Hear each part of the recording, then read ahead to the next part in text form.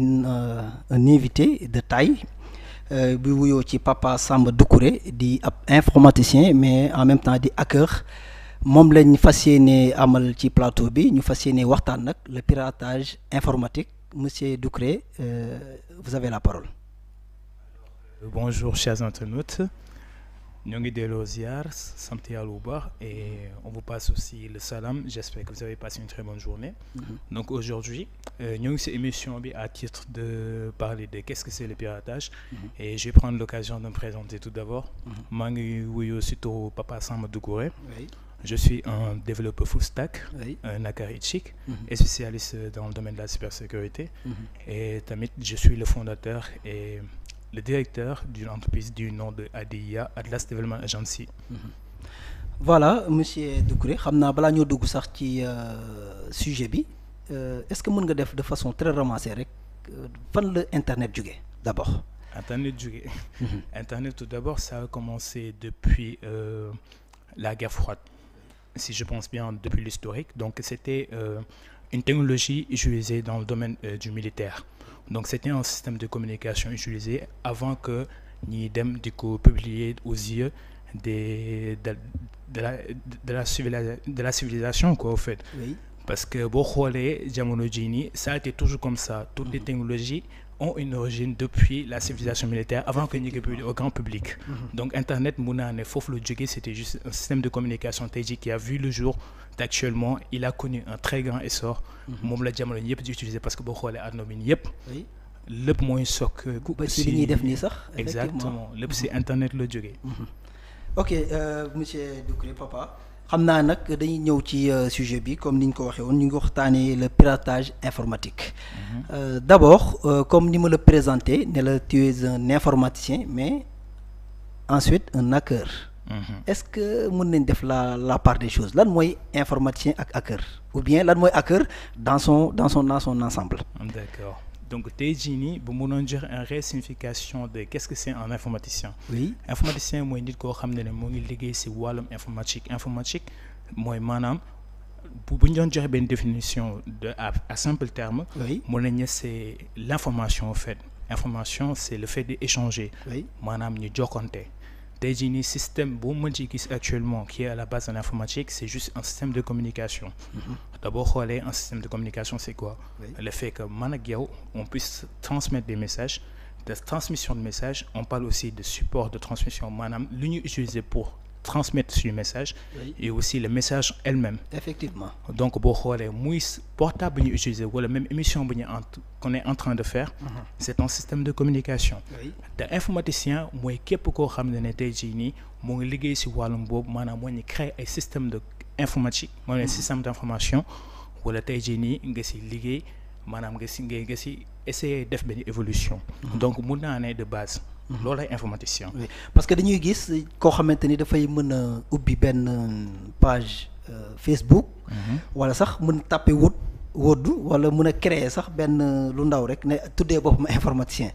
Parce que bu ñuy wax informatique dëgg man je pense que ni li ñuy wax informatique dëgg mooy ki def système. D'exploitation wala réseau informatique. Voilà wala ñi nga xamante ni dañuy utiliser voilà ay système d'exploitation yu mel ni ay Linux. ay Ubuntu.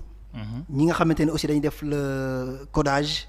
yaakaar naa HTML yooyu xam naa sax dañ ci ñëw man jàpp naa ni bu ñuy wax ay informaticiens mooy ñi nga xamante ni man foofu laa ko yóbbu ou bien ñu bëri sax foofu lañ xalaatee wala.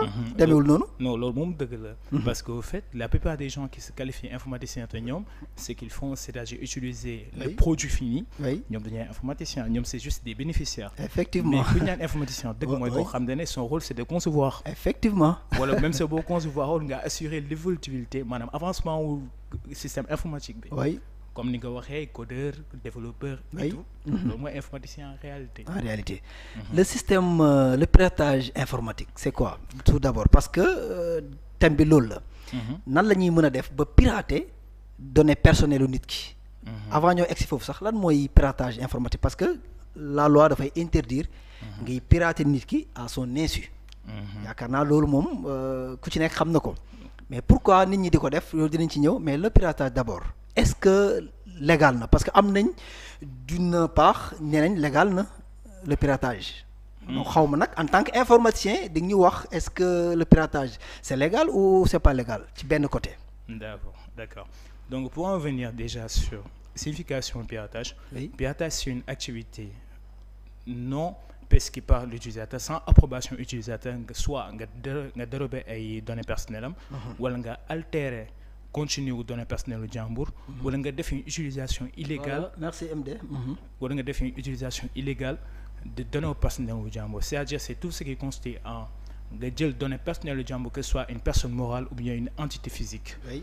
te tey jii nii piratage sens dafa vague parce que gars yi dañu jàppe piratage au fait ici au Sénégal, peut-être que nu ma ne Sénégal sax mais dans le monde entier. Oui. C'est que am na ñoo xamante ni ils ont une définition un peu éloignée de ce que c'est le piratage réellement. Piratage ñoo jàpp ne c'est tout ce qui est nga jël compte jàmbur wala nga récupérer identifiant jàmbur wala peut-être nga pirater carte bancaire yu jàmbur. C'est ça qu'ils pensent c'est piratage. Au piratage de loolu piratage faudrait que nga xam l'essence même de qu'est-ce que c'est le piratage. Mu nga mën a xam la mooy piratage. Je vais en revenir sur le mot de wax lui système d'information. Effectivement. Tout est question de système d'information.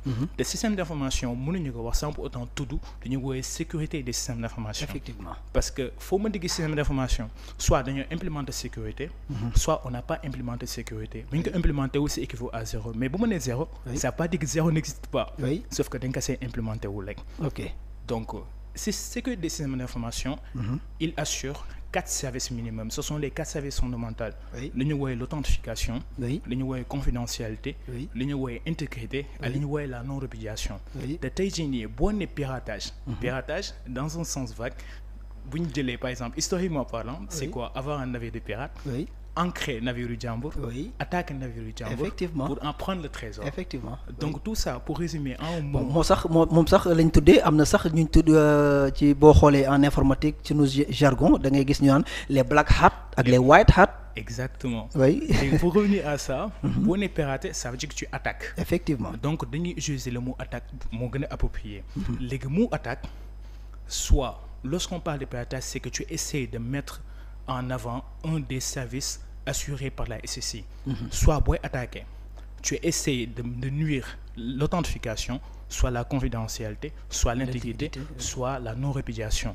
te tey jii nii par exemple bu ma nee dans un compte email, un compte Gmail. te tey jii nii bu ma bëggee récupérer ce compte Gmail, qu'est-ce que je fais? C'est-à-dire c'est une attaque à un service. te service boobu c'est quoi? C'est la confidentialité. te tey jii mu duggee sa compte altérer lu fa nekk. yaa ngi comprendre par exemple ma modifier ce mail supprimer ay données. Ça c'est attentant à li ñu woowee l'intégrité. Effectivement. Donc lépp lu mu mënti gis. dans le domaine du piratage ça attaque un de ces 4 services. Maintenant il y a 2 types d'attaques li ñu woowee attaque passive. C'est-à-dire yow la moo la intéressé confidentialité récupérer données personnelles. C'est-à-dire yow en tant qu'attaquant tu nuis pas. Mais juste récupérer données la. Mais dafa la ñu woowee attaque active. Attaque active c'est-à-dire yaa ngi attaquer soit un ou bien toutes les services donnés par la sécurité des systèmes d'information. En sens vague loolu mooy piratage. Léegi en revenant des black hat et des white hat il y en a plusieurs. am naa sax voilà dooguma la sax pour nit ñi seetaan gën a comprendre parce que termes yi voilà c'est un peu technique. moo tax sànq ma wax la ñaari parties les black hat ak les white hat. Exactement. boo déggee entre black mooy lu ñuul. ñuul nag ku ko dégg xam ne mooy lu ñaaw. white mooy lu weex mooy lu rafet c'est-à-dire mooy am na ñoo xamante ni ci internet ay pirate lañ ay hacker lañ. mais lu baax lañ tax a jug ci internet c'est-à-dire ñenn ñi bu ñu leen attaqué bu ñu amee benn attaque. les white hat ñoom ñooy ñëw résoudre li nga xamante ni moom mooy yenn problème yi. Exactement. Par contre les black hat ñoom ñooy salteel ñoom ñooy ak nit ñi di jël seen i données personnelles di jël seen i kii pour ñuy seetaan gën a mën a comprendre parce que terme yi c'est un peu technique papa. am white hat am na ñu woowee black hat am na ñu woowee red hat. am na ñu woowee kiddie squatting. Effectivement. léegi li ñu woowee black hat maanaam hat foo dégg c'est un peu du terme anglais mais cap lay signifier mbaxane. Effectivement. léegi lu ñu naan mbaxane bu ñuul mooy koo xam ne lui son rôle c'est juste de détruire koo xam ne yàq moo ko intéressé. soit yàq nga pirater données jàmbur mais à des fins personnelles. soit ay fins financier lañ c'est-à-dire da nga si ut xaalis. soit ay fins politique la soit maanaam si mbirum politique la wala ay fins sociales. léegi lu ñu naan white hat moi je me considérais comme man mën naa hacker éthique. éthique mooy maanaam koo xam ne chapeau blanc la white hat. Effectivement la mooy si liggéey. ngay defee audition de système informatique pour ngay mën a sécuriser loolu mooy suñu liggéey en tant que white hat. Je me considère comme un white hat. léegi li ñu naan kiddie scripting maanaam les nouveaux. ñoo xam ne ñoom la ñuy def copier-coller et se prendre pour des hackers. donc c'est pas trop ça. te effectivement da cee bëri am na ñu bëri ñoo xamante ne sax dañuy tuddee seen bopp ay hackers te fekk nii dañuy def voilà juste copier-coller bi nga doon wax sànq. loolu la nag effectivement.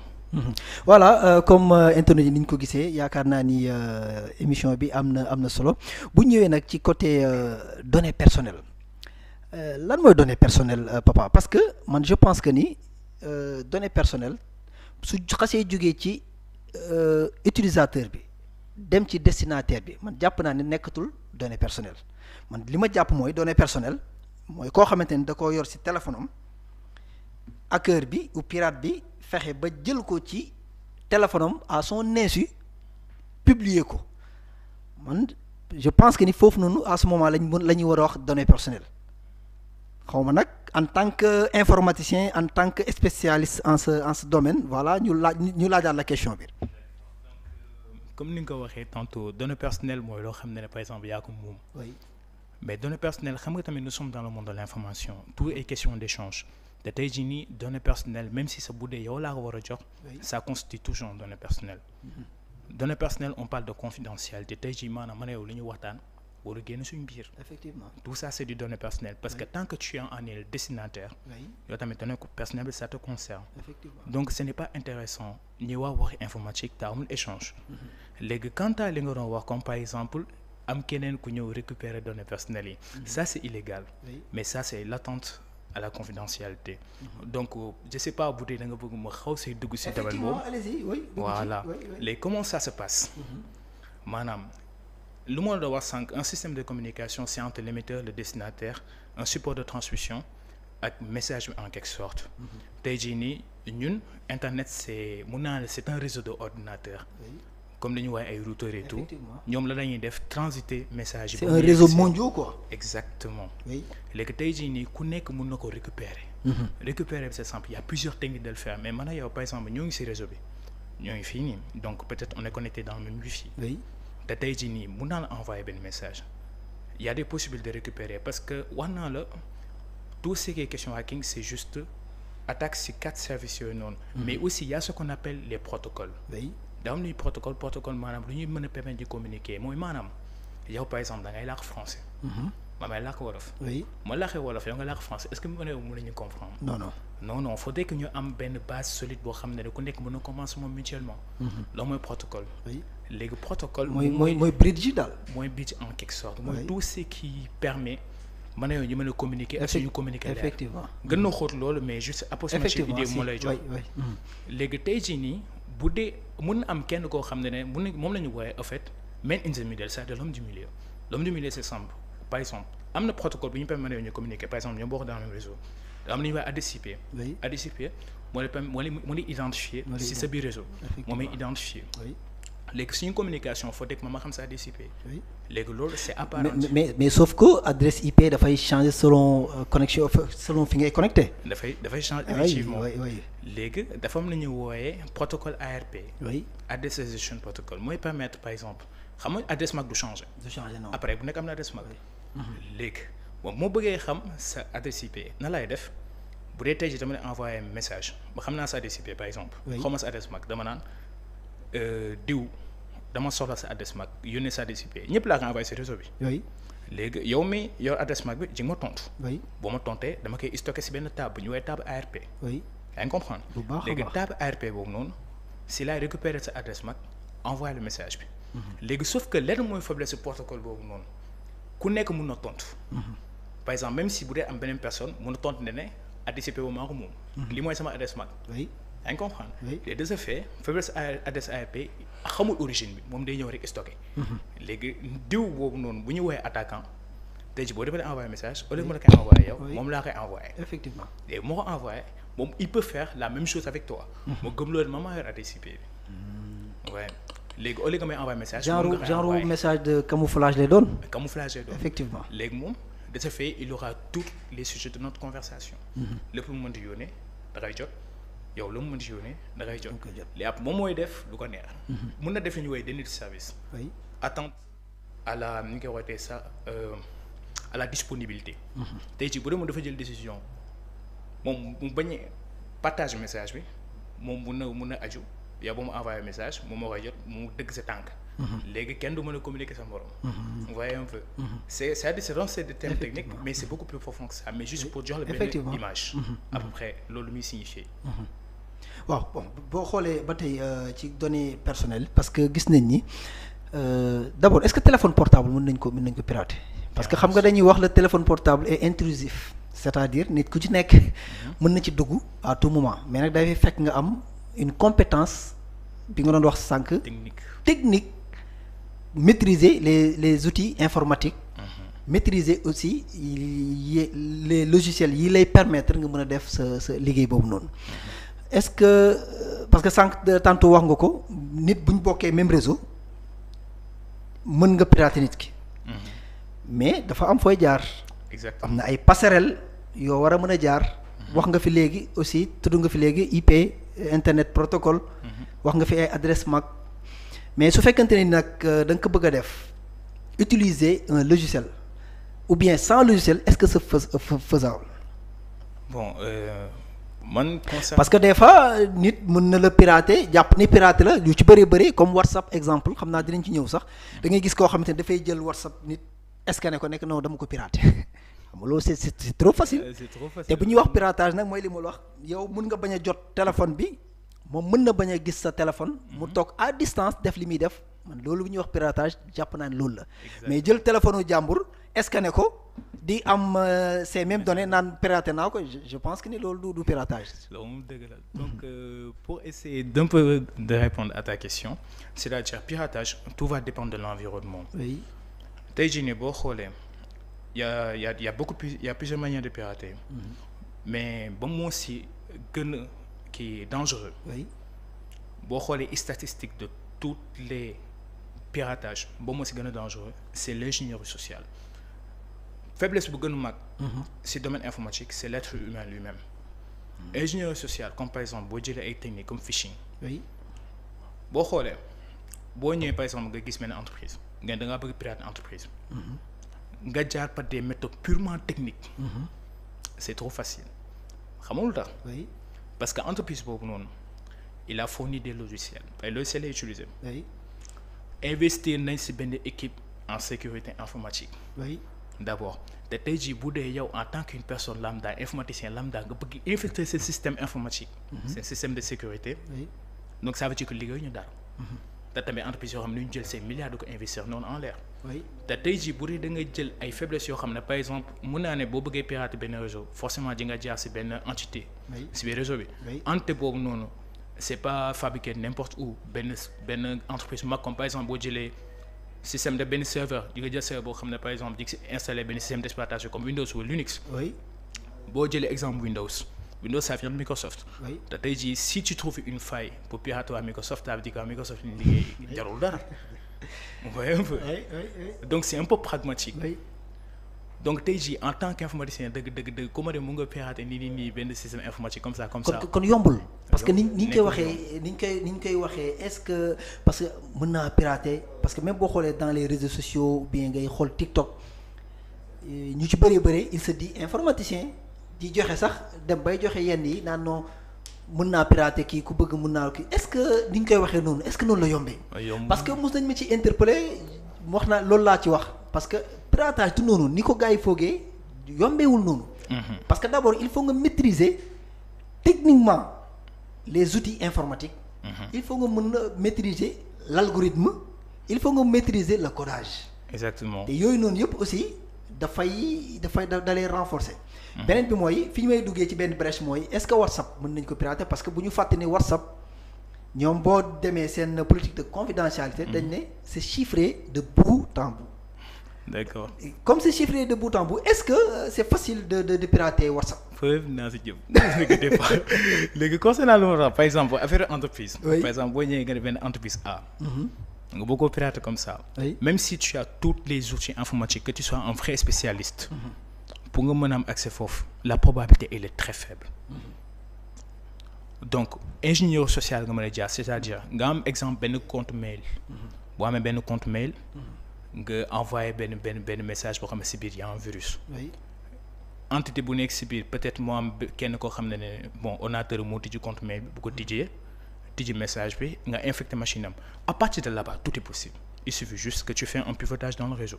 Si tu as les compétences en réseau, effectivement, il est très facile pour nga def loo neex foofu. Là tu mènes la danse. Mais purement technique pour nga pirater, c'est pas facile. Donc il y a deux trucs. Lenn laa xam ne mu nga ko envisager et ça va être très facile mooy nga bokk nit ki réseau. Là-bas tu contrôles tout le flux de données qui circule dans le réseau. foofu loo neex def.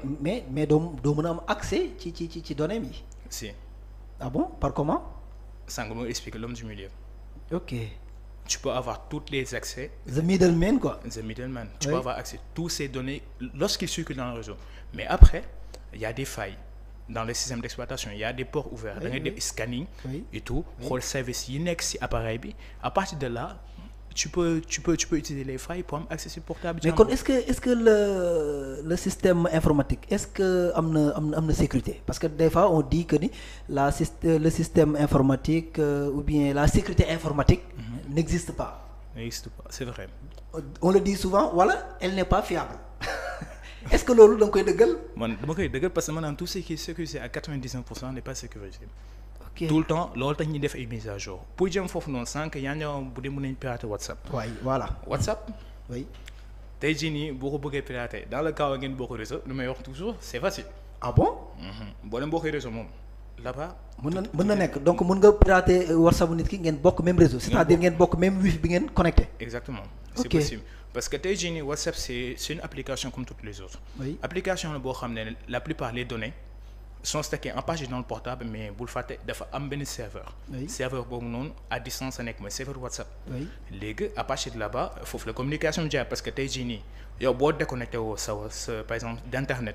nit ku la envoyé un message doo ko gis. C'est parce que day consulter serveur bi. léegi appareil bu nekk WhatsApp bu ñu si installé j'ai utilisé lu ñu woy. Non mais papa loolu moom je ne suis pas d'accord WhatsApp mënuñ ko pirater noonu. Mais parce que liñ kon donc li ñu gëmloo loolu amul. Pourquoi ñu ne c'est chiffré de bout en bout. C'est-à-dire chiffrement boobu noonu. Nan nga mën a def ba percer ko. Juste pour expliquer le chiffrement de bout en bout noonu. C'est du domaine de la cryptographie. Cryptographie c'est l'ensemble des moyens. Des principes qu'on a mis en place pour la transformation de données dans le but de masquer le contenu des données, mais on va parler de la confidentialité, d'empêcher la modification de données, on va parler de l'intégrité, ou bien d'en empêcher l'utilisation illégale. Donc on va parler de l'authentification et de la non-répudiation. Les cryptographies, le mooy njëriñam chiffrement des données la. Tey jii mooy maanaam une personne autre que man ak yow, man mi yor sa clé de déchiffrement bi yow mi yor clé de déchiffrement ku du mën ak yow keneen bu jotee message bi il va avoir que du charabia loolu le chiffrement di jariñ mooy maanaam pour empêcher l'homme du milieu mën na même si bu récupérer données bi mu bañ a xam données yi ça signifie quoi donc à partir de là il y a différents types de chiffrement algorithme de chiffrement bëri na dafa am ay chiffrement asymétrique am chiffrement symétrique bu nekk ak nu mu demee comme par exemple pour joxe benn cas boo duggee si benn site web yaa ngi gis cadenas boobu noonu. cadenas décoration boobu effectivement. loolu ça s'appelle lu ñuy woowee protocole SSL. oui mooy HTTPS. HTTPS. oui S bi ñu si dool noonu. c'est le protocole SSL. effectivement du sécurité non. mooy sécurité ba fait mooy chiffrement bi. loolu lay jariñ. mais tout le temps un algorithme de chiffrement il peut être cassé. est-ce que yaa ngi comprendre. de ce fait loolu ça c'est à part entière. loolu c'est juste pour empêcher une autre personne. bu capter seen conversation bu ko restitutionner mu bañ a comprendre contenu bi mais il y a d'autres techniques pour pouvoir pour contourner ko y en a un peu gars parce que même les protocoles SSL là yi nga gis pour mën a permettre yi mën a def chiffrement bi y a des failles dedans am na ay failles soit mu nga casser algorithme de chiffrement bi essayer de trouver clé de déchiffrement bi mais loolu ñaata temps lay prendre pour nga mën ko def. Ça dépend. Aussi ndax avec à l'aide d'un logiciel lay doon ou bien tu peux le faire juste que ngeen bokk même wifi rek. boo leen bokk même wifi par exemple supposons que ma ne c'est une communication c'est chiffré. am une personne une troisième personne capte une conversation. bu récupérer données yu chiffrées. lui il a la possibilité bu dee yoru clé de déchiffrement bi mun na brute forcer chiffrement bi maanaam pour récupérer version claire bi. oui. mais pour nga mën koo def ça prend énormément de temps parce que tu vas essayer toutes les combinaisons possibles pour pouvoir récupérer algorithme bi nga chiffrer clé bi. loolu mun na jël ay 100 ans 200 ans ça dépend si algorithme chiffrement bi ñu utiliser. effectivement. vous parce que algorithme bi des fois chiffrement bi rek mën na dem ay weer.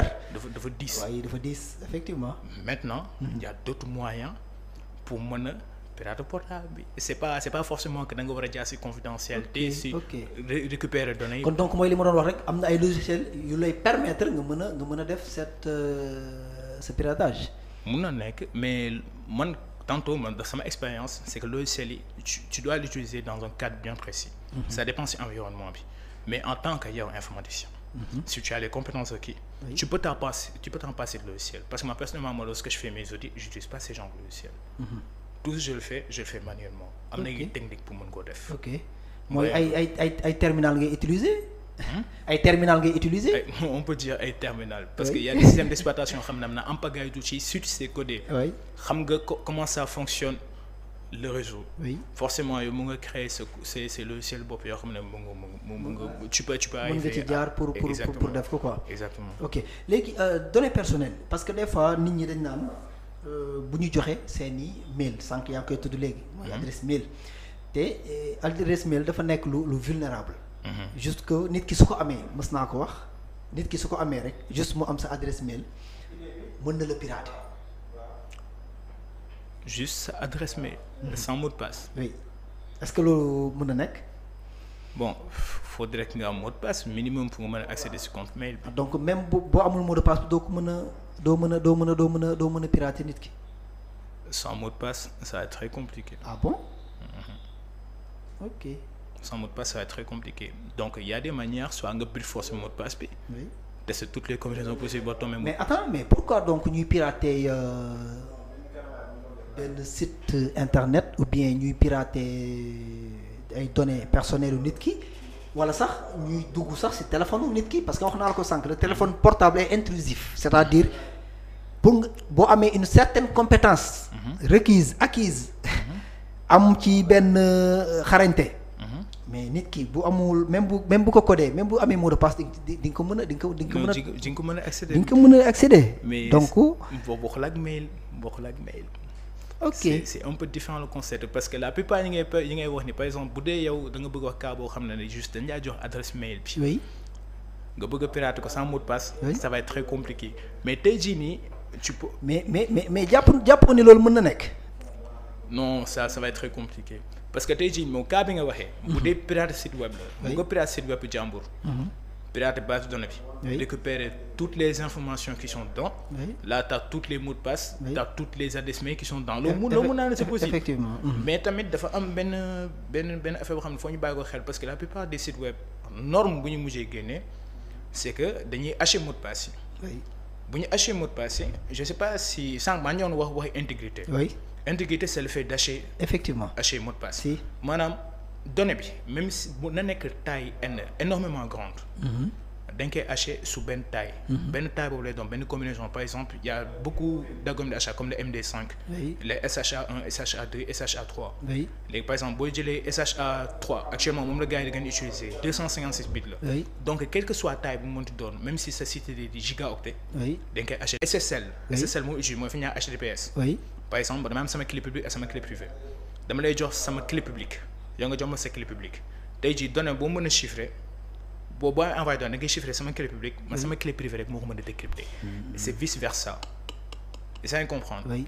léegi ñaari clé lay doon. léegi pour bañ a man bu ma la envoyé par exemple chiffrement symétrique dama yor sama clé yor sa clé léegi ñaari clé yi benn lañ. léegi imagine toi processus bu ma la koy jox ma la koy envoyé keneen mën na ko réceptionner. léegi données bu mënti envoyé même si bu dama ko chiffrer kooku mën na ko mën a décrypter. ok loolu nañu créer algorithme asymétrique. léegi problème bi mooy hachage. oui. dañ koo créer ci ay fonctions mathématiques yoo xam ne doo mën a retourner en arrière. est-ce que vous comprenez. Oui. Toutes ces questions de mathématiques. Comme par exemple bu neen ko créer ci benn fonction boo xam ne fonction de division fonction rationnelle. Oui. Exemple quoi am na fonction rationnelle par exemple boo jëlee 1 nga diviser ko par 0. Oui. xam nga c'est pas possible. Oui. Genre fonction yooyu léegi mën nañ ko créer de telle façon que du mën a def reverse bi maanaam mathématiquement parlant doo mën a dëpp fonction doo mën a dëpp fonction bi effectivement. léegi moo tax par exemple boo ñëwee si base de données fekk fa ay mot de passe yi mot de passe bi nga ko haché sans temps sans dimanche mënoo créer algorithme boo xam ne mën a permettre nga retrouver mot de passe à partir haché bi. mais est-ce que base de données am na fiabilité parce que bu ñuy wax base de données am na y a plusieurs bases de données. MySQL mu ngi fii Easy PHP. ak yeneen tant d'autres est-ce que base de données am na fiabilité ba nga mën fa def sa stocker say données te duñ ko mën a jël. Là-bas bu may question de fiabilité c'est au niveau de la base de données. oui. c'est pas sur la base de données elle-même. oui. mais si système bu ñu implémenter base de données. oui. parce que pour pirater une base de données il y a deux manières de faire. mun naa trois manières de faire soit nga def piratage réseau. oui piratage réseau c'est-à-dire mooy nga scanner port serveur yi nga trouver benn faille am accès serveur bi. là tu prends les contenus des données. et tout foofu déjà comme li ma ko doon wax ñoom waa Windows.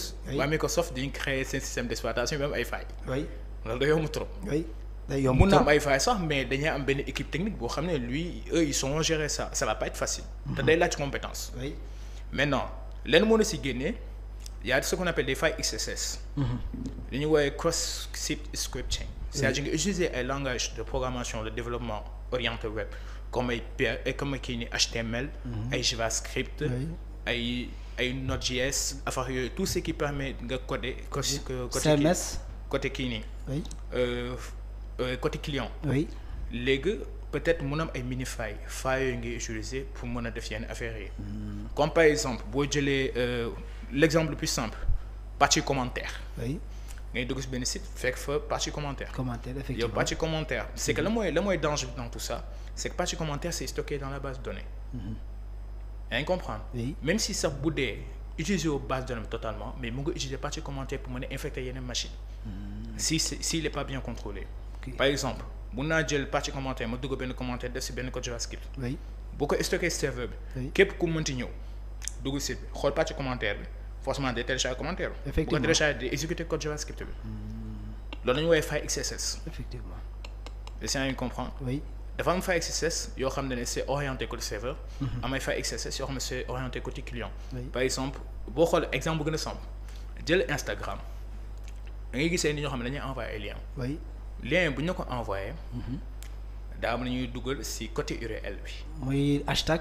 ay hashtag yooyu genre bi kii bi quoi ci URL bi. ci URL bi effectivement daa am ko dañu ci dugal. oui. parce que xamul tax am na ay site web yoo xam ne boo fa duggee day récupérer ay données ci partie URL bi.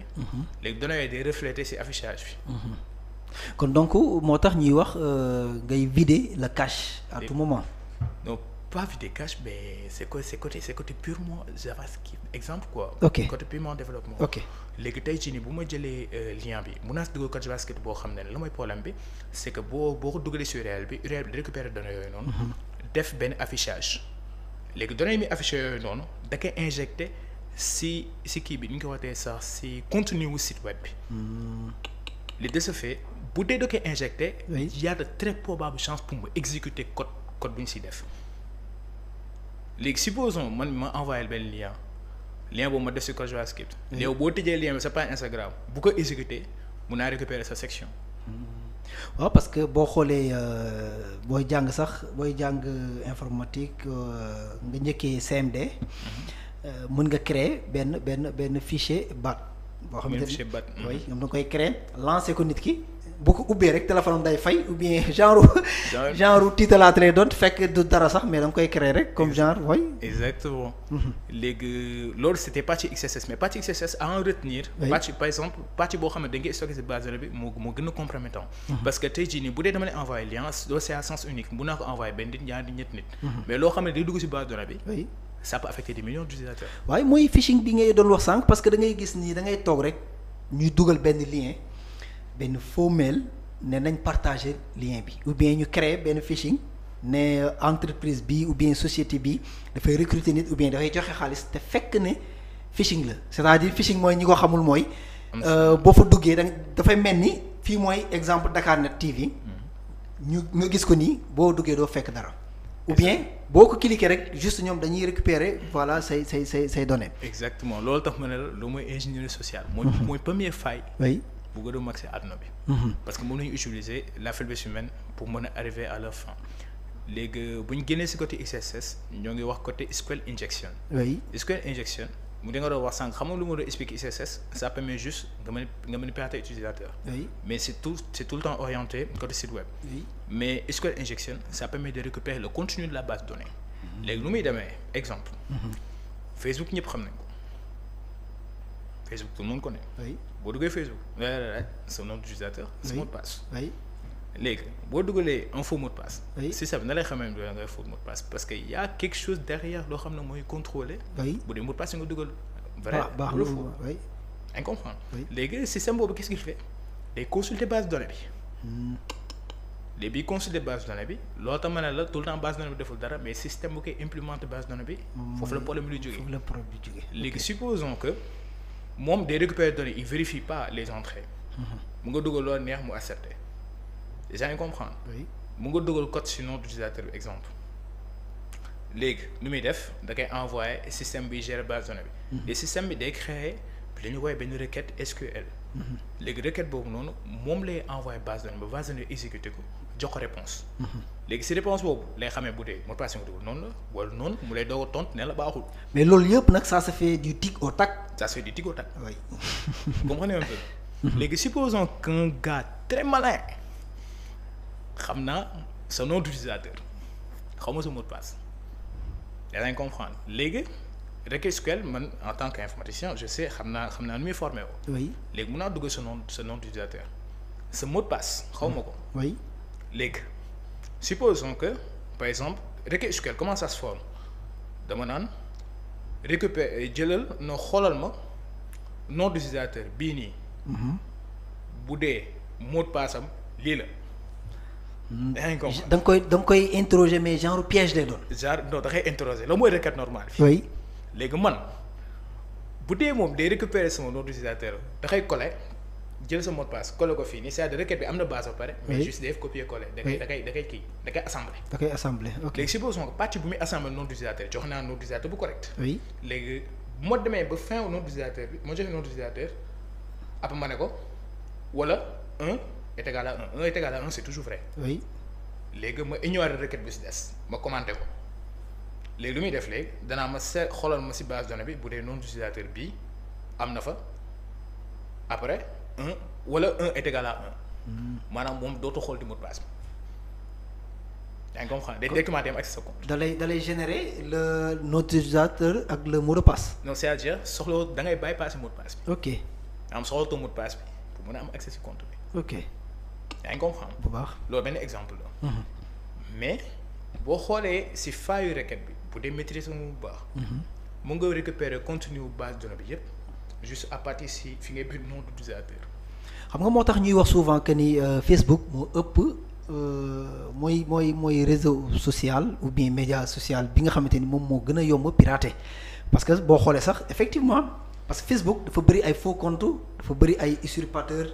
dafa bëri ñoo xamante ni dañu am ay compte fictif par contre WhatsApp dañ ko linké ak un numéro de téléphone te bu dee WhatsApp bu dee Facebook moom dafa mel ni open source la moo tax à chaque instant wala bien à chaque fois da ngay gis ñu ne man maay compte diw te fekk ni du compte diw boobu juste compte fictif lay doon wala compte boo xamante ni voilà derrière nit ki la personne est mal intentionnée. ah loolu tamit parce que boo xoolee Facebook déjà c'est open world ñëpp a utiliser Facebook et tout. il y a pas de restriction à nga xam telle personne va utiliser tel compte affaire yooyu noonu. donc c'est très simple pour nga créer compte parce que déjà la procédure c'est pas trop compliqué. mais léegi boo xoolee les gars yi dañuy imposer numéro de téléphone au niveau de Facebook. déjà léegi le truc lu ma doon wax sànq mooy côté piratage Facebook lu ma doon expliquer c'est côté technique. mais bu ñuy wax question sociale ingénierie sociale. créer ay compte c'est facile. envoyer nit ay faux mail wala comme gars yi ni nga waxee les brouteurs. brouteurs yi gars yi dañuy brouter. mais WhatsApp bu nga brouter nit moom naroon neex moom. ah bon ça va pas être trop compliqué. parce que peut-être sur Facebook mu nga envoyer nit client mu tijji ko ça va parce que ordinateur la yor navigateur day exécuter code JavaScript et tout. mais le truc mooy sur WhatsApp ça va être un peu plus compliqué. parce que portable. ordinateur boo xoolee ñaari ba moo si gën a neex piratement on va pas faire la part des deux.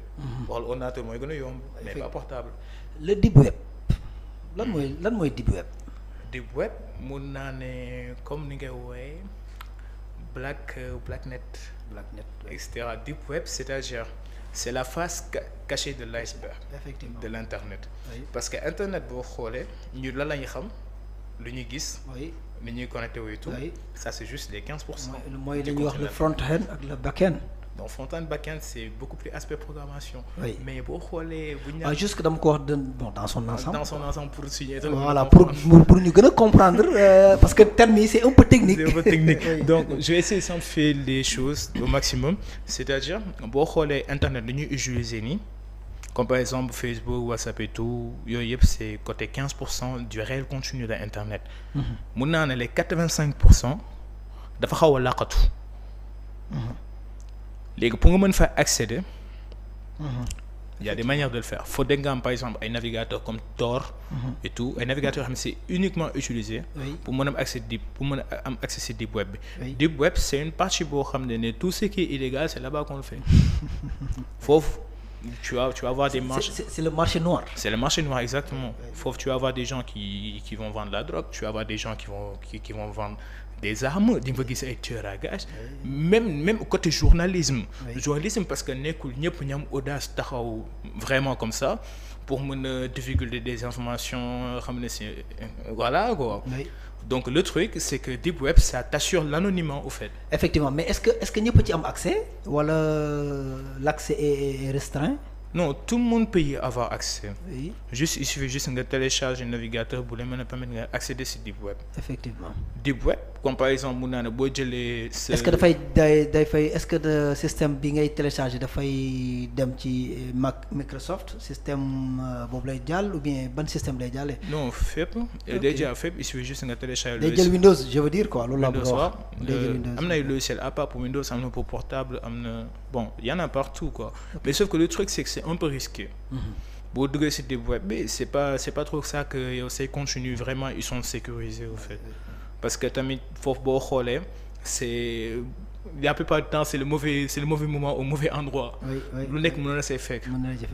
Donc c'est un peu ça quoi mais Deep Web moom.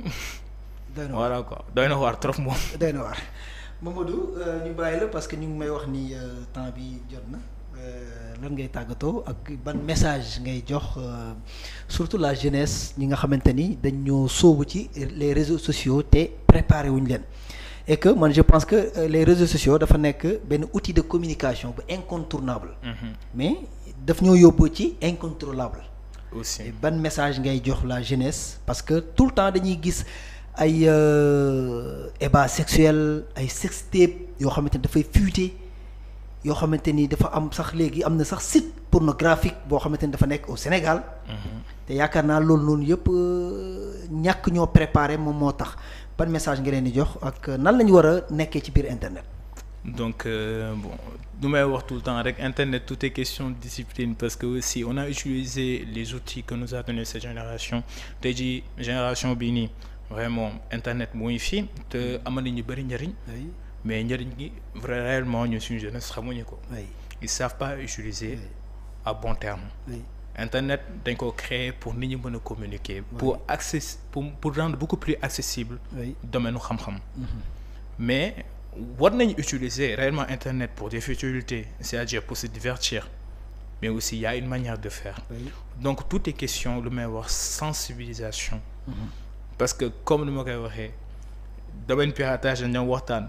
domaine piratage moom. ku ne mun nga sécuriser à 100%.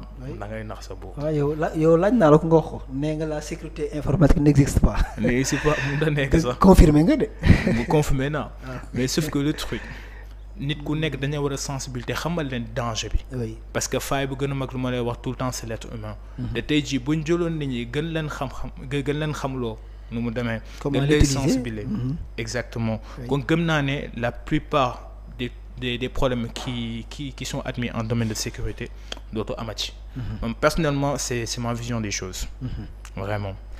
jërëjëf cher internaute mu nekkoon seen émission Arobase Tech tey nag ñu amoon dalaloon fi Papa Doucouré di ab informaticien di hacker mais dans le bon sens ñu fàttali ñu def cette précision parce que comme ni ñu ko waxee woon ci biir émission bi dafa am les black hat ak les white hat moom nag il en fait partie ci white hat kon papa lan ngay tàggatoo. Donc tout d'abord maa ngi remercier en tout cas c'est avec un immense honneur ak si mbégte bu rëy tey jii nii laa defee émission avec ma compagnie c'est Dakarnet TV. Oui. Donc moi je vous aurais conseillé à tout le temps suivre cette émission parce que maa ngi gis ne réellement ils font des émissions magnifiques. te tey jii nii ni kuy gëstu xam-xam. di nga nangoo xam. boo bëggee xam. di nga mën a xam tout est question de vouloir. parce que quand tu veux tu peux. donc tey jii gëstu dafa am solo te tey jii am ngeen chance au minimum am na ñoo xam ne tey jii nii comme waa Dakarnet TV ils prennent l'occasion leur temps d'essayer d'inviter le maximum de talents possible pour seen xam-xam aussi pour la connaissance. Donc c'est très important donc tey jii nii moom personnellement je vais vous remercier et ce fut un vrai plaisir te tey jii nii maa ngi delloo mbégte bi toute la communauté de Dakarnet TV internet yi moom vraiment. Okay. Donc je pense que c'est mon dernier mot. Ok merci papa mu nekkoon comme ni ñu ko waxee woon rek di nuyu baax nag Mamadou Siré Diallo bi nga xamante ni moom moo ñu doo suggéré wax dëgg yàlla aussi mu wax ci yow qualité yoo xamante ni voilà bañ defee émission bi sax di gis nañ ko ci ñu ngi koy nuyu bu baax di nuyu bu baax monsieur Pape Thiam di inspecteur impôts et domaines ak toute la coalition di nuyu baax MD bi nga xamante ni moo newoon ci réalisation bi di def un good job ak la directrice ak toute l'équipe de Dakarnet TV jërë ngeen jëf ci yeneen ni émission